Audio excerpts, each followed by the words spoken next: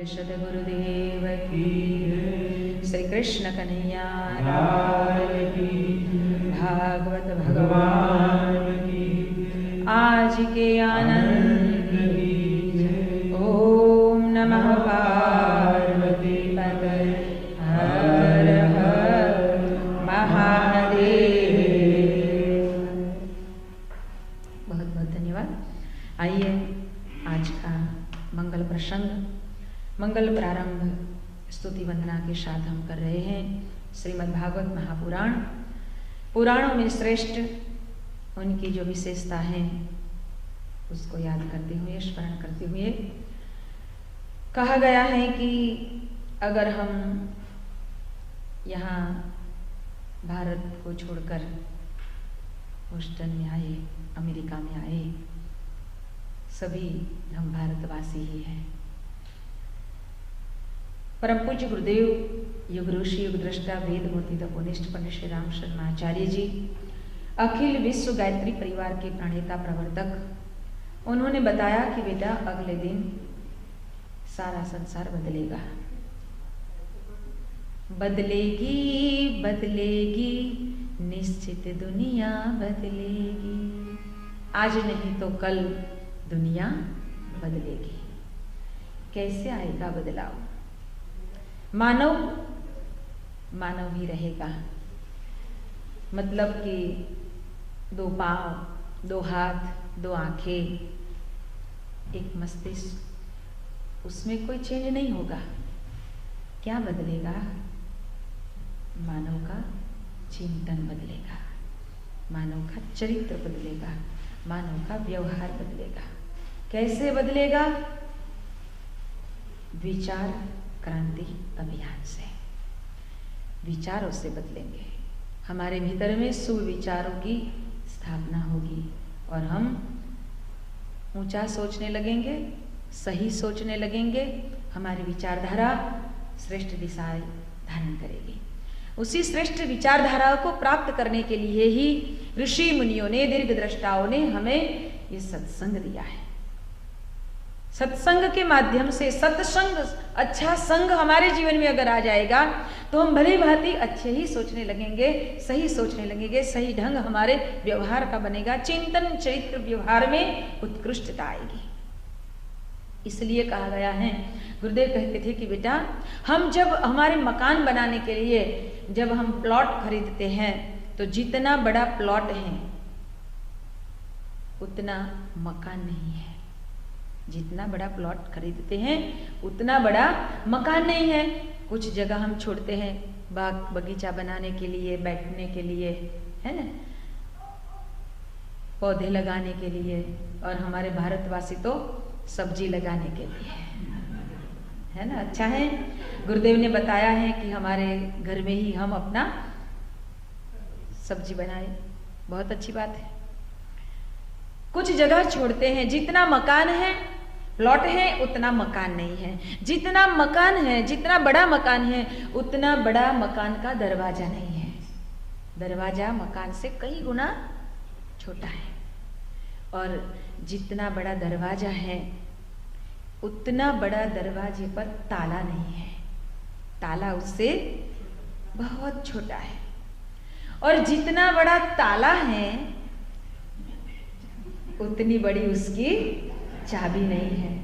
चाबी तो कितनी छोटी सी है, 4 इंच की चाबी है, लेकिन वह चाबी 50 लाख का मकान का सार है। सार पूरा 50 लाख का मकान हो, 30 लाख का, 25 लाख, जितना भी बड़ा मकान है, लेकिन उस पूरे मकान की चाबी सार है, सार। उसी तरह परम पूज्य गुरुदेव कहते थे कि बेटा हमारे जीवन में भी ये शास्त्र जैसे फूलों का सार शहद है, मध है, दूध का सार घी है, उसी तरह सभी संसार के सदचरित्रवान व्यक्तित्व का निर्माण करने वाला सार ये शास्त्र है। और शास्त्र रूपी चाबी, सार रूपी चाबी अगर हमारी जेब में है तो हम शांति से कथा सुनेंगे, हैं?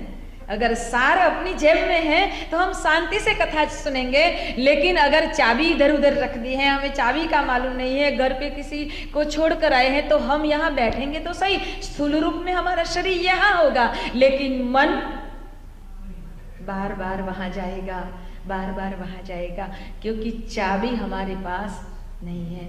परम पूज्य गुरुदेव कहते हैं कि बेटा अगर हम शांति से जीवन जीना चाहते हैं तो इस शास्त्र रूपी सार चाबी हमारी जेब में होनी चाहिए। हमारी जेब में मतलब कि हमारे भीतर में होनी चाहिए, हमारे हृदय में होनी चाहिए। अगर ये चाबी हमारे हृदय में उतर गई तो हम निश्चिंत रूप शांति से अपने जीवन को जी सकेंगे।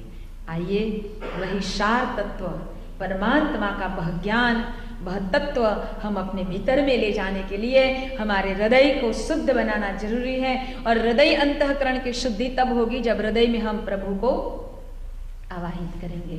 आइए 2 मिनट के लिए संकीर्तन करते हुए परमात्मा को हमारे हृदय में आवाहित करें। मन को शांति से यहाँ पर टिका रहने के लिए हम प्रभु का स्मरण करते हैं। भज गोविंद गोविंद गोपाला,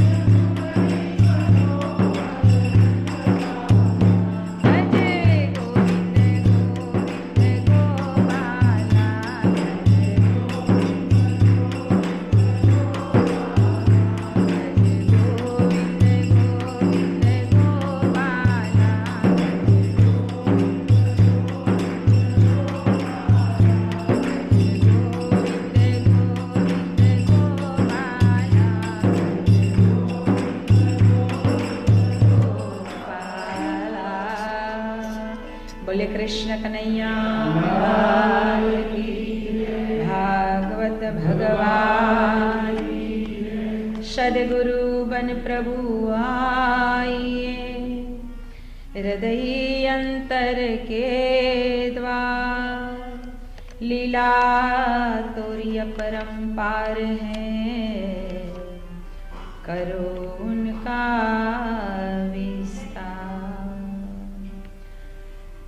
प्रेम सहित आवाहन करूं, पधारिए श्री राधे श्याम, ज्ञान शक्ति और मति देकर करो जगत कल्याण, करो जगत कल्याण। प्रभु के पावन शरण कमल में पुनः पुनः कोटि कोटि दंडवत प्रणाम के साथ सभी उपस्थित श्रद्धालु भक्तजन आप सभी के हृदय में विराजित वह परम चैतन्य रूप परमात्मा को वंदन करते हुए सभी का हार्दिक स्वागत। हमारे परिजन भाई बहन जो अथाक प्रयत्न से ये अति सुंदर चेतना केंद्र का निर्माण किया, गायत्री वेद माता, देव माता, विश्व माता माँ गायत्री की मूर्ति प्रतिष्ठा, प्राण प्रतिष्ठा के अवसर पर श्रीमद् भागवत महापुराण की इस सुंदर सप्ताह का आयोजन किया गया। कोई भी कार्य की शुरुआत जब भगवत कार्य से होती है तो अवश्य उसमें भगवान की शक्ति और प्रेरणा जुड़ती है। और सुंदर सुयोग एक भी हुआ कि इस अधिक मास, अधिक फल देने वाला भगवान का दिया हुआ ये पुरुषोत्तम मास कहा गया है। भगवान की आराधना करने से पुरुषोत्तम, पुरुषों में उत्तम, सर्वश्रेष्ठ प्रभु परमात्मा चतुर्भुज श्री हरि नारायण हम सभी को अपनी ओर से बहुत बहुत कृपा और अनुदान देते रहे। इस मंगल भाव के साथ आइए हम कल जो भागवत का प्रसंग देख रहे थे, भागवत का बीजारोपण देवर्षि ऋषि नारद ने किया।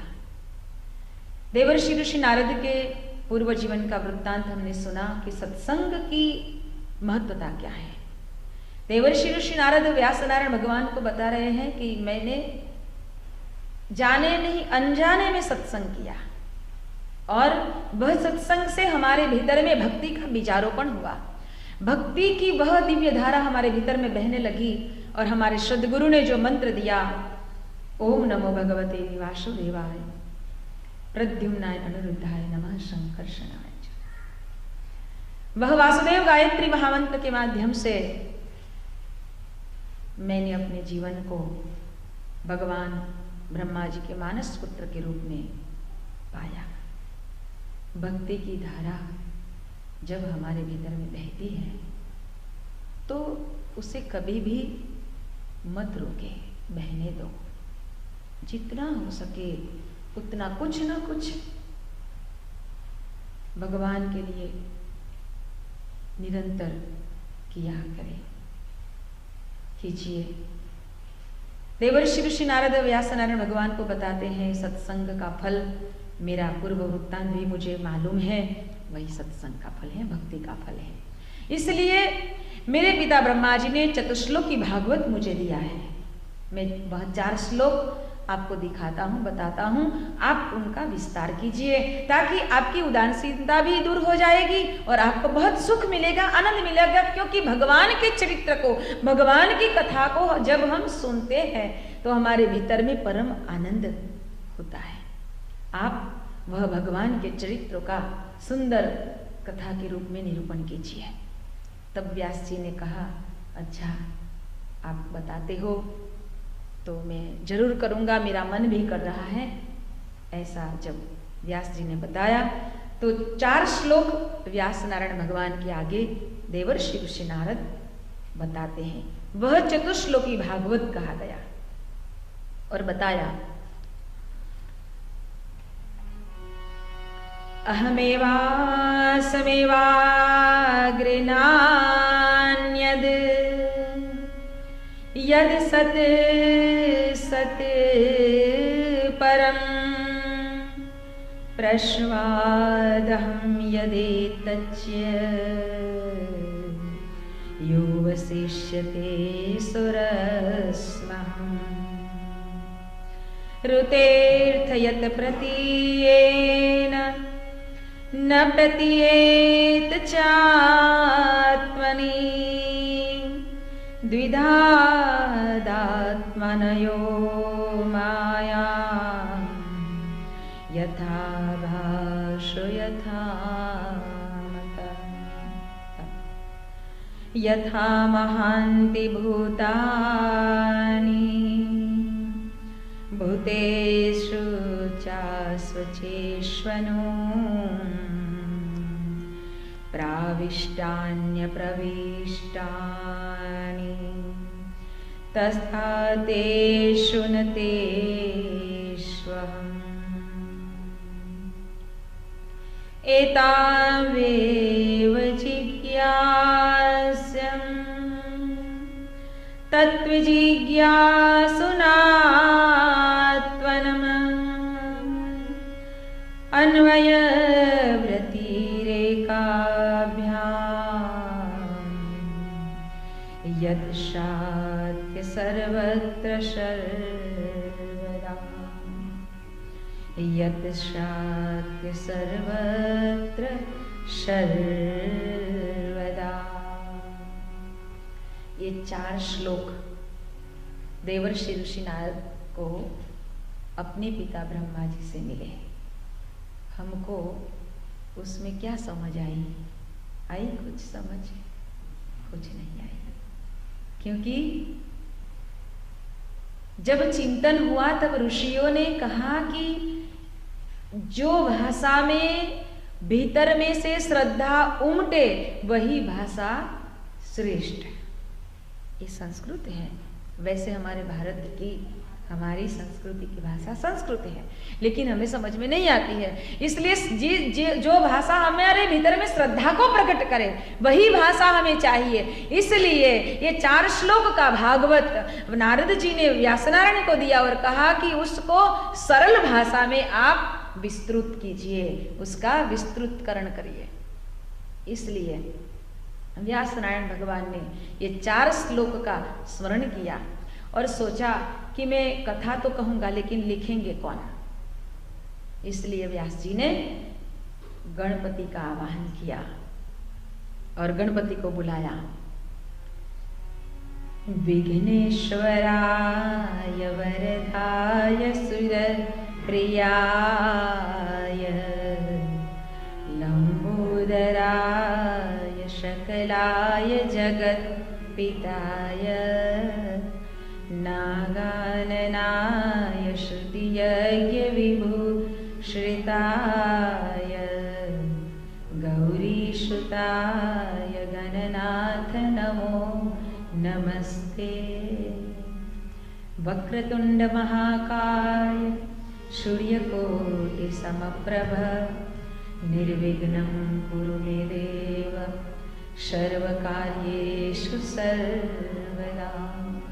सुमुख एकदंत कपिल गजकर्ण कलंबोदर विकट विघ्ननाश विनायक धूम्रकेतुर्गणाध्यक्ष भाल चंद्र गजानन। 12 नाम से भगवान गणपति का स्मरण किया गया और कहा, आइए प्रभु आज मैं आपको आवाहन करता। व्यासनारायण की स्तुति से भगवान गणपति प्रकट तो हो गए। सोचा गणपति जी ने कि मुझे क्यों पुकारा गया। हम भगवान का आवाहन तो करते हैं, लेकिन भगवान को क्यों बुलाते हैं? हमारे भीतर में हमारी जो मनोकामना है उसको पूरा करने के लिए, है ना। हे प्रभु मैं क्या करूं, आप मेरी मदद कीजिए।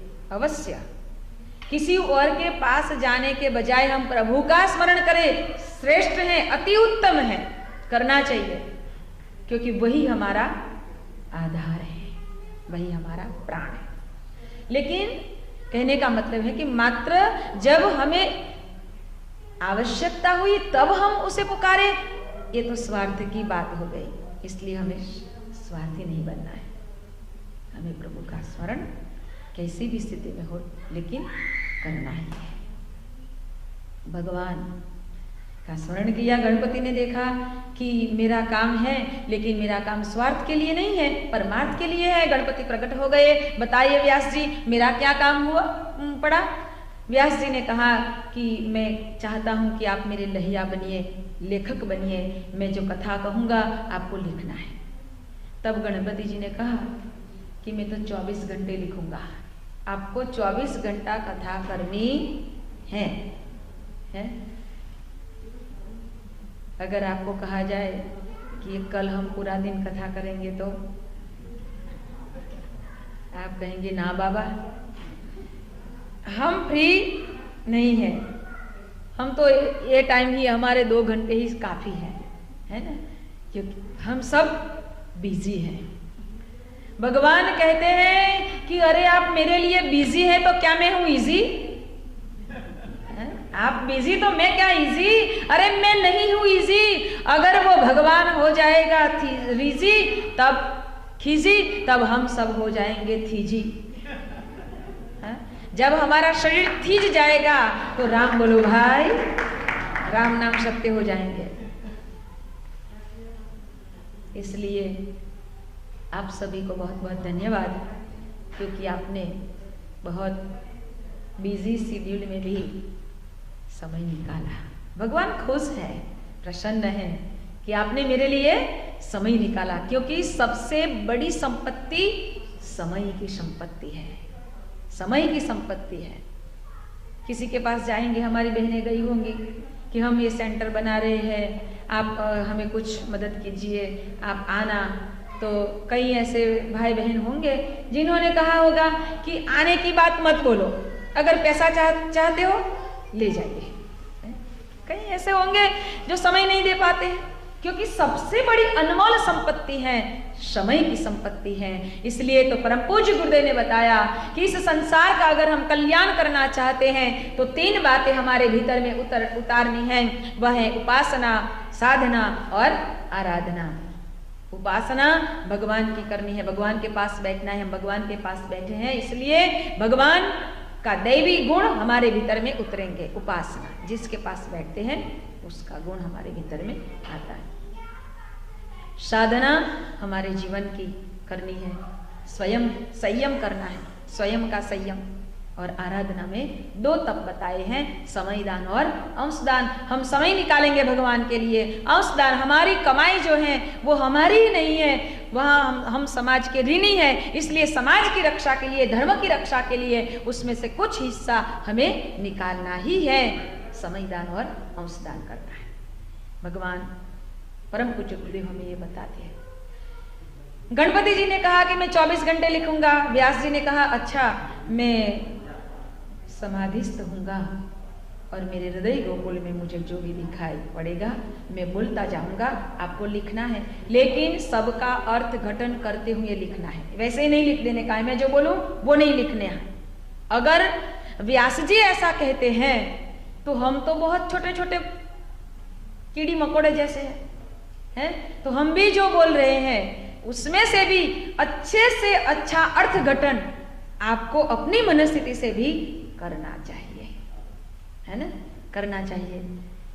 भगवान व्यास जी ने सरस्वती नदी के किनारे पर बहुत अच्छी कुटिया बनाई, समाधिस्थ हुए और अपनी समाधि अवस्था में अपने हृदय गोकुल में जो भी दिखाई पड़ा वो बोलते गए और गणपति जी लिखते गए।